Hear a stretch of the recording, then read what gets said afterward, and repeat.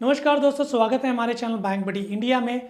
इस वीडियो में हम बात करेंगे वो कौन कौन सी ट्रांजैक्शंस हैं जो इनकम टैक्स के रडार पर होती हैं और आप किस तरीके से आपको इन ट्रांजैक्शंस का ध्यान रखना है। और यदि आप इस ट्रांजैक्शंस को करते हैं तो फिर आपको ये मान के चलना होगा कि आपकी जो ट्रांजैक्शंस है वो इनकम टैक्स डिपार्टमेंट को पता है। तो फिर आपको किसी भी अच्छे सीए को लेकर अपनी जो इनकम टैक्स रिटर्न है वो इन ट्रांजैक्शंस को लेकर भरनी होगी। देखिए, सबसे पहले हम बात करते हैं क्रेडिट कार्ड के बिल पेमेंट की।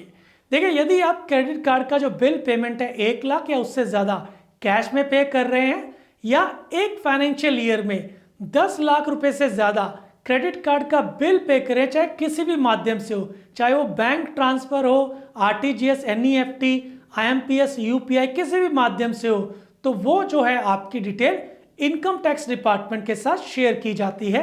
इसके साथ साथ आप किसी भी बैंक में 10 लाख रुपए से ज्यादा एक फाइनेंशियल ईयर में फिक्स डिपॉजिट करते हैं तो यह डिटेल भी इनकम टैक्स डिपार्टमेंट के साथ शेयर की जाती है। अब इसमें आपको ध्यान ये रखना है कि जो ऑटो रिन्यूअल एफडी है वो इस 10 लाख की लिमिट में काउंट नहीं होती। इसके साथ साथ यदि आप एक फाइनेंशियल ईयर में सेविंग अकाउंट में 10 लाख से ज्यादा डिपॉजिट करते हैं या फिर एक फाइनेंशियल ईयर में करंट अकाउंट में 50 लाख रुपए से ज्यादा डिपॉजिट करते हैं तो तब भी आपकी जो डिटेल है बैंक द्वारा इनकम टैक्स डिपार्टमेंट को शेयर की जाती है। इसके साथ साथ यदि आप रियल स्टेट में 30 लाख रुपए से ज्यादा कोई भी प्रॉपर्टी खरीदते या बेचते हैं तो रजिस्टर्ड द्वारा आपकी जो इंफॉर्मेशन है वो इनकम टैक्स डिपार्टमेंट को शेयर की जाती है। इसके साथ साथ एक फाइनेंशियल ईयर में यदि आप mutual fund, bond, share, debenture में 10 लाख रुपए से ज्यादा इन्वेस्ट करते हैं या बेचते हैं तो भी आपकी जो डिटेल है वो इनकम टैक्स डिपार्टमेंट में शेयर की जाती है। देखिए, ये सभी कैश ट्रांजैक्शन इनकम टैक्स के रडार पे होती है।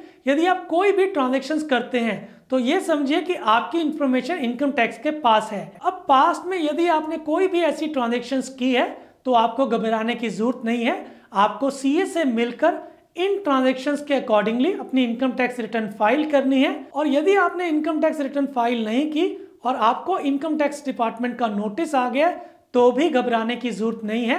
देखिए, इनकम टैक्स का नोटिस क्या होता है, वो आपसे ये कहता है कि आप हमें इस ट्रांजैक्शंस के बारे में बताएं।